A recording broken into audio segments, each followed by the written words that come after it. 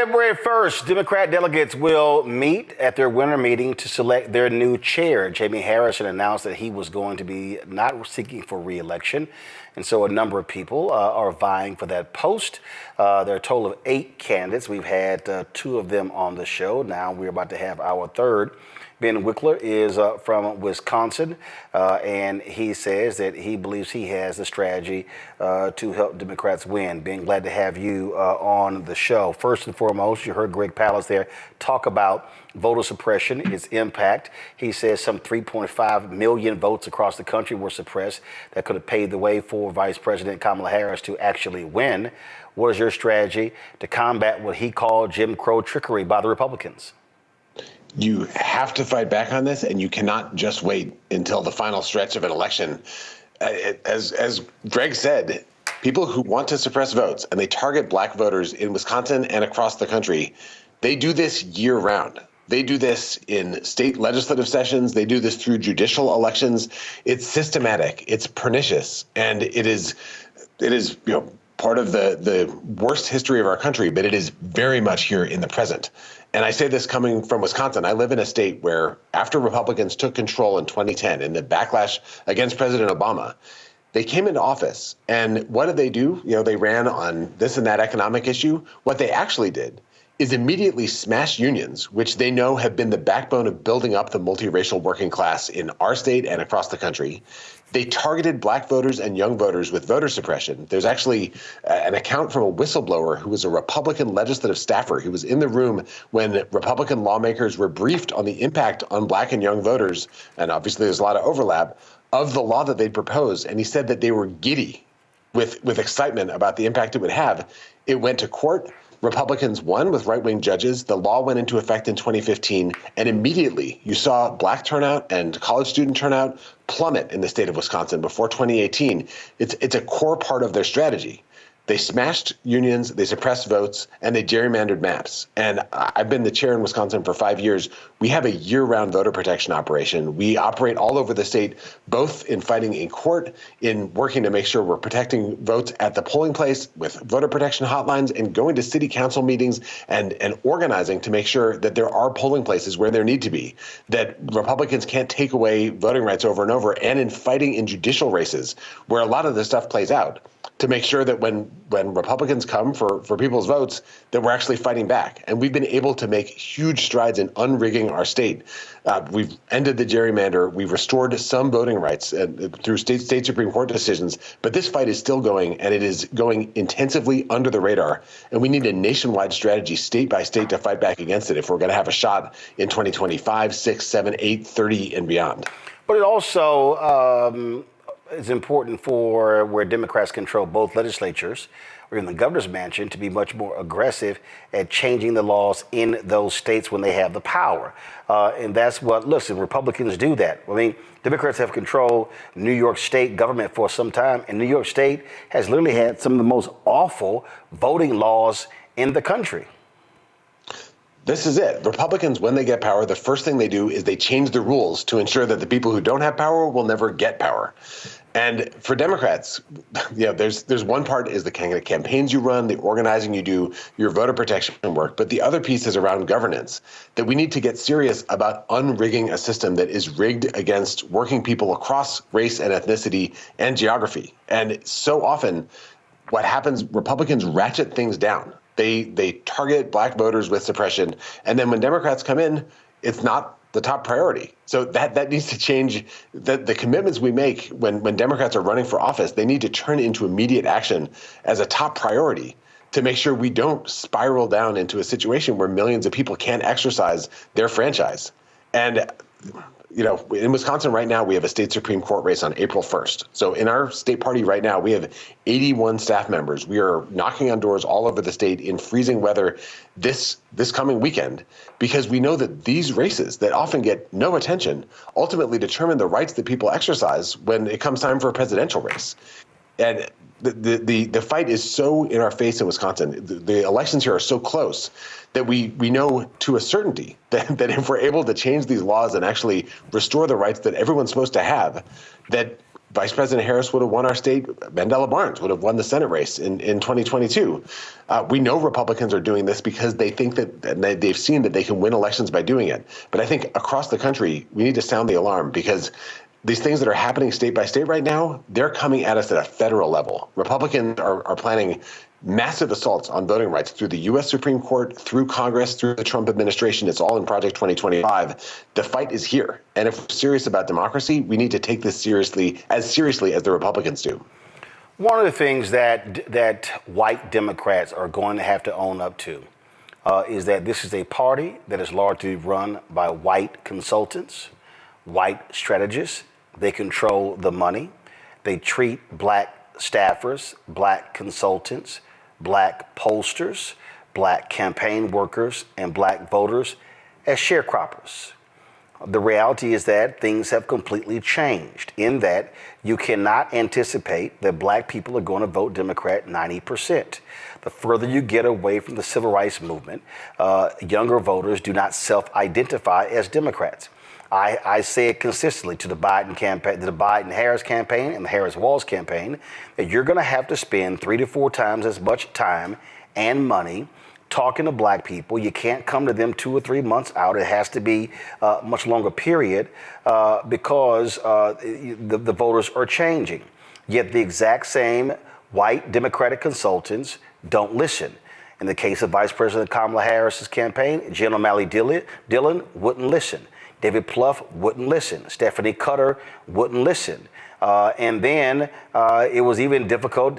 Quentin Folks, who's African American, a lot of times wouldn't listen because he was taking marching orders from them.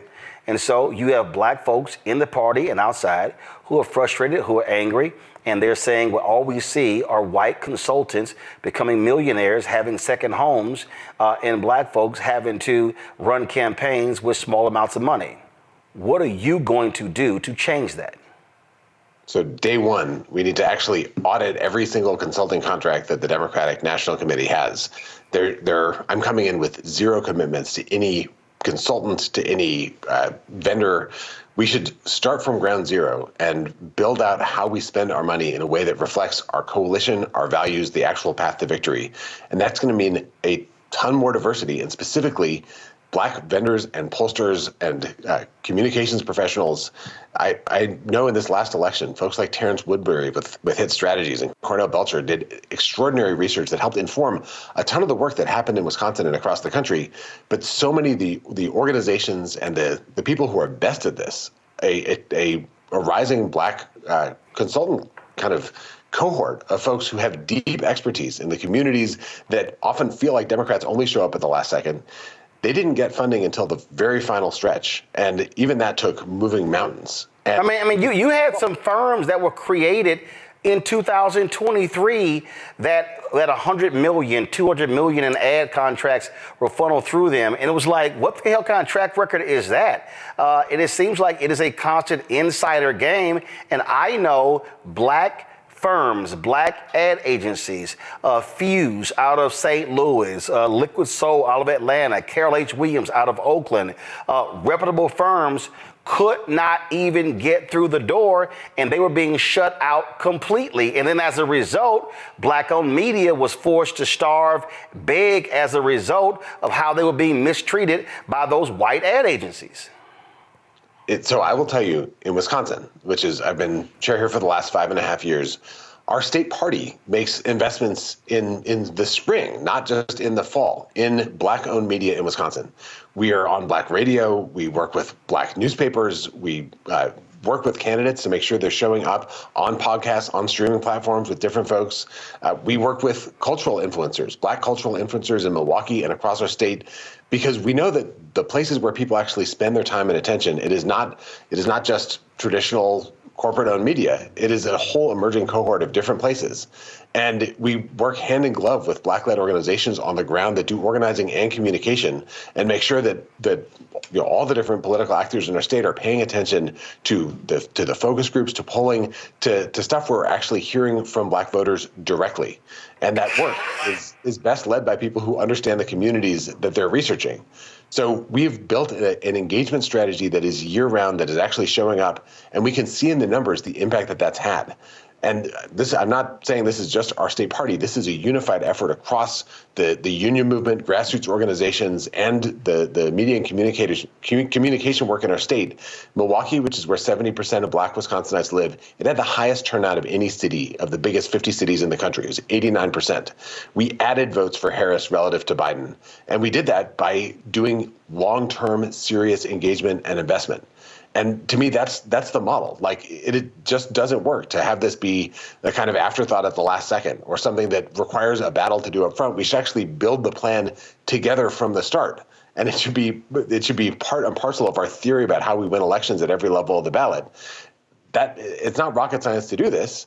But for some reason, it's taken a long time for our national party to realize that what has been happening has not been working. And I think we can see that in this election result. We can see that in how things worked out differently in Wisconsin, frankly, where we added votes.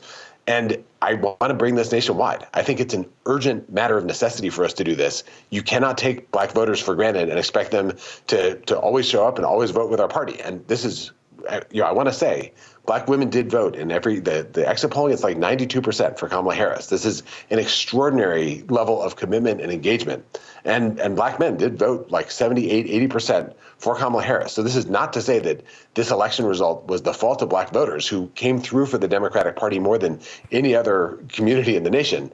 But it's to say that the Democratic Party needs to show up to engage these voters, to make sure that they are hearing from folks who understand the challenges that they face, the issues they face in their lives, the aspirations that they have, and are communicating in language and with visual communication that actually resonates culturally. If we do this right, we have a chance to build power together that allows us to win elections and then make a difference in people's lives, which ultimately is the basis for building the trust that builds a political coalition. It's how we actually deliver. But the first step has to be that we invest earlier and in a different way with a more Black-led set of folks on the front lines of figuring out what messages are going to work and then building the communication that actually does it. How do you also look, the DNC chair is over the Democratic National Committee. And when I look at this, I look at the entire apparatus. I look at the DNC, I look at the DCCC, I look at the SCC, I look at the Democratic Governors Association, I look at these PAC, House Majority PAC, Senate Majority PAC. I look at during this last election, Future Forward. And I can tell you right now, just straight up, my personal dealings, it is a whitewash across the board. They don't return emails. They don't return phone calls. They don't reach out. It is the exact same thing. And so what ends up happening is folks are raising money, doing these things, and it's the same people freezing other folks out. And I've said to the other folks who are running for DNC chair, there should be a massive meeting of leadership and putting it on the table as well. And I can tell you, there are labor unions who are pissed off with all the money they keep giving to the Democratic Party, and they keep saying the exact same people. And I'll tell you right now, I got no problem saying it. The guy who ran the Senate Majority PAC wouldn't respond to any of my emails, phone calls, nothing. And it wasn't until AFSCME called and said, "Why are you not calling Roland Martin back?" Oh, then he immediately called, but he had to get threatened to do so. And so that's the crap that as African Americans we see, and then it shows up on the field when you don't have outreach, when you don't have investment, when they're not listening to Black people to say this is how you communicate and target and outreach to Black people, as opposed to having some white consultant who's not from Georgia, but then you got somebody who's running communications in Georgia who don't know any media in Georgia, but then they're telling the Black people on the ground this is what you can and cannot do.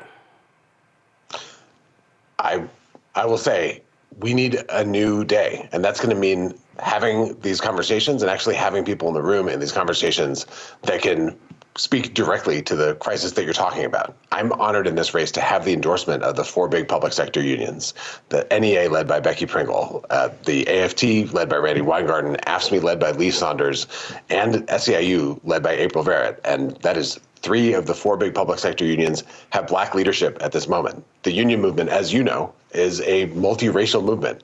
And the reason why we are working together so closely in this race is because we understand that we actually, to connect with working people across race and ethnicity means actually communicating in ways that make sense in the cultural lives of the people with whom we're trying to communicate.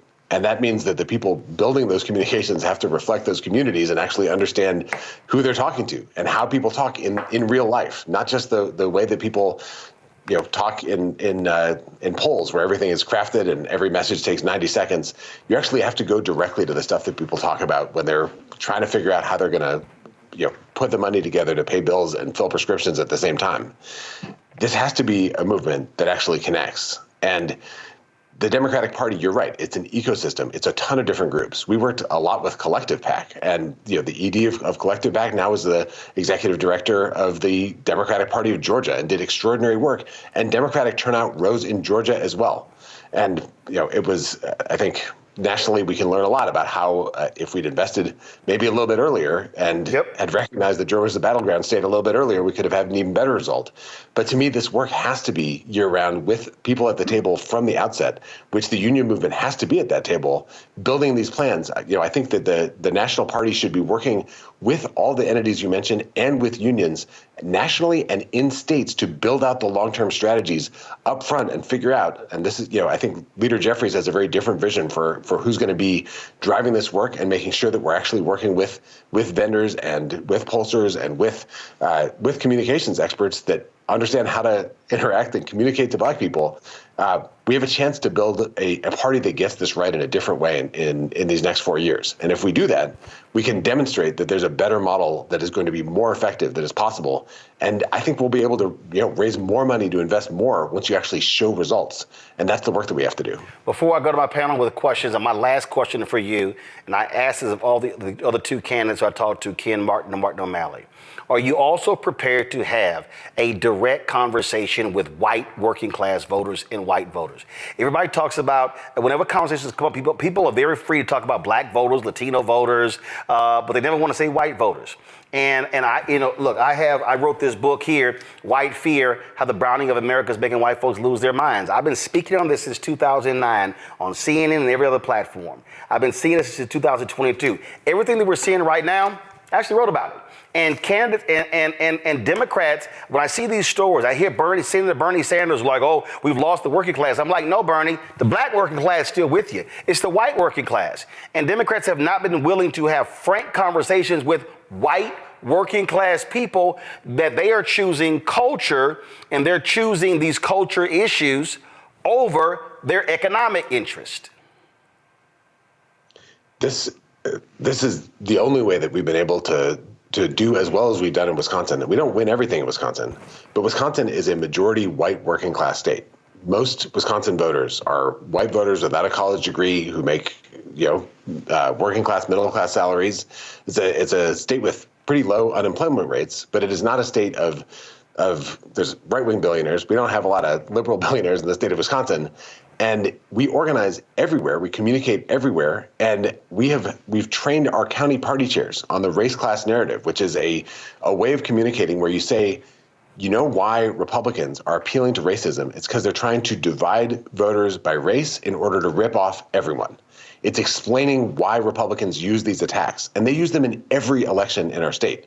It is totally standard, from Supreme Court races to state legislative races to Senate races to the presidential race. It is always, it's a racially coded appeal to fear and division in order to divide people by race so that they can, put oligarchs in charge and rip everybody off.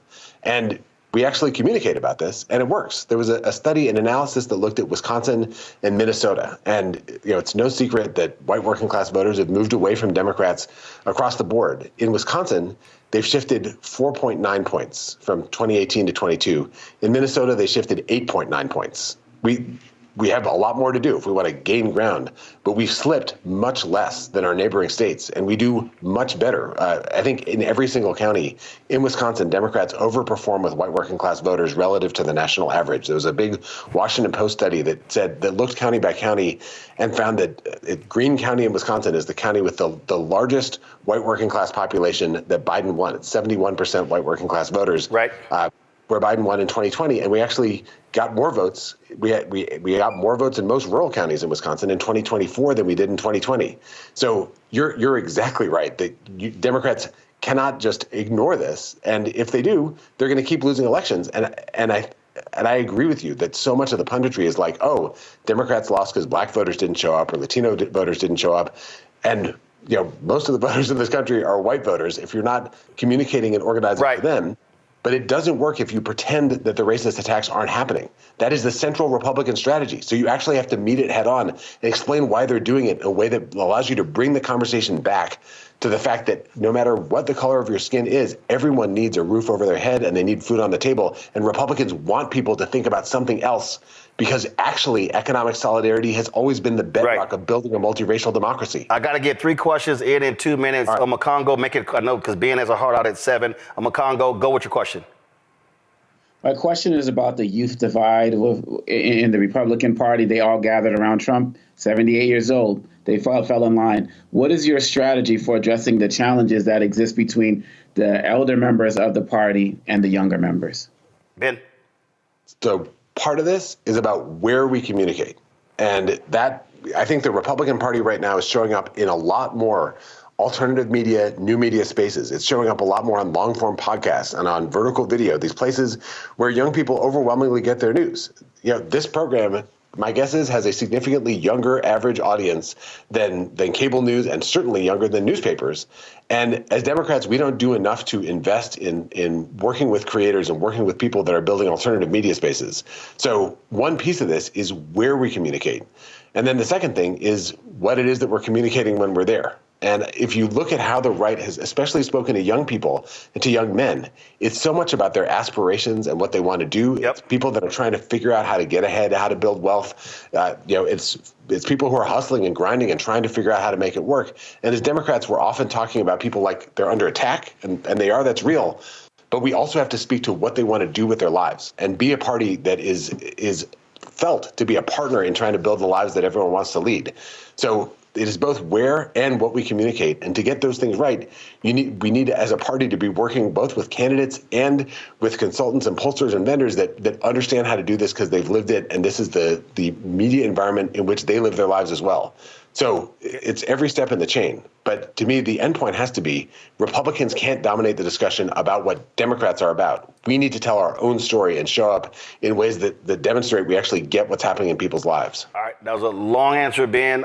Can you take these other 2 questions? Yeah. Well, yeah. Okay. Julianne, question. Ben, first of all, thanks for being with us. Julianne, go right to the question. What differentiates you from Martin O'Malley or from Ken Martin, but especially O'Malley, who is the one who has more, seems to have lots of support? You seem to have the most. He seems to have the next amount. He comes out of Maryland, which, as you know, very multicultural. Yeah. What differentiates you? So I think the thing that differentiates me is that I come from a state where the right took over and rigged everything in order to suppress votes, in order to break unions, in order to smash our democracy. And my experience in this moment in our history for these last 5 years has been fighting back to unrig a system that was rigged to not work for people. And with respect to the other candidates, they're in states where they haven't experienced the full brunt of the entire Republican machine. In order to win in Wisconsin, we've had to grow bigger, we've had to grow deeper, more intensely, more year-round, in a deeper partnership with the union movement, with the ecosystem, with grassroots organizations across our state. I think that's the kind of fight we're in now as a country, and that's the kind of chair the DNC needs to have that recognizes the size of the threat that we're up against, and with a track record of actually being able to fight back against it. Joe. Everybody thinks they know why we lost, and everybody has the Democrats lost. Pick an issue that's a red herring and remind us that, whichever one you pick, and say, no, this is not what this is about. What are one of those red herring issues that are out there that people think the election was about, but it actually wasn't? So I think people think that this election was about trans issues. And when they say that, and they say that Democrats screwed up about this because they're constantly talking about pronouns, what they're actually describing is Republican ad campaigns that were saying Democrats care about they, them, not about you. The actual Republican message was Democrats don't care about you. They care about something else, someone else. It's the same con that they always run. Sometimes it's targeting immigrants. It's usually targeting black people. Sometimes it's targeting gay people or trans people or non-binary people. But that message takes hold when they're able to say that Democrats don't see you, don't care about your struggle, they have some other priority. And the way that we beat that is by actually showing people that we're fighting for them and we do understand them and we're fighting for them. It's not like, Vice President Harris was not running the campaign that Republicans were claiming she was. That was the Republican narrative. Republicans ran on identity politics in this election in order to move the country away from seeing what the actual impact of the policies of the candidates would be. And we need to disrupt that by explaining what they're doing and then bringing it back to the fact that Republicans are trying to rig this country for a handful of far-right billionaires that want to pull the ladder up and leave everyone else at the bottom. So I think that it is easy to totally misread the results of this election by falling into the trap that Republicans have laid. We don't have to abandon our values and being a Big Ten party in order to go where Republicans are trying to lead us. What we need to do is bring it back to a fight that Republicans don't want to have, that they run away from, about who this country should work for. It should work for everyone. Everyone should have opportunity. Everyone should have the opportunity to build wealth and succeed and thrive in their communities. And Republicans want to take that away. And we need to fight them on that front, showing why they're trying to make this about appeals to racism and every kind of bigotry and prejudice in order to distract people from that fundamental fight. There's a reason why it was called the March on Washington for Jobs and Freedom. It's because those two fights are inextricably interlinked. And when we build across all these different fights, we can build a movement that can change this country. All right, Ben Wikler, we appreciate you joining us. Thank you so very much. Thanks so much for having me on. Hello, I'm Isaac Hayes III, founder and CEO of Fanbase. And right now, we're accepting investors in our $17 million round to revolutionize the future of social media. Today, for just $399, you can own 60 shares of stock in Fanbase at $665 a share. Go to startengine.com/fanbase and invest today. While the big platforms have grown too massive and disconnected from their users, Fanbase is building a platform where creators and users truly come first. We've already raised $4.8 million from everyday investors who believe in this vision, and now you can join them. This is your chance to invest in a social media tech company with over 1 million users that is disrupting media by allowing anyone to reach all of their following and monetize their content from day one. The market is changing, big platforms are failing to serve their users, and Fanbase is stepping up to fill the gap. Don't wait until it's too late. Invest now. Invest for yourself and your future. Go to startengine.com/fanbase and own the future of social media.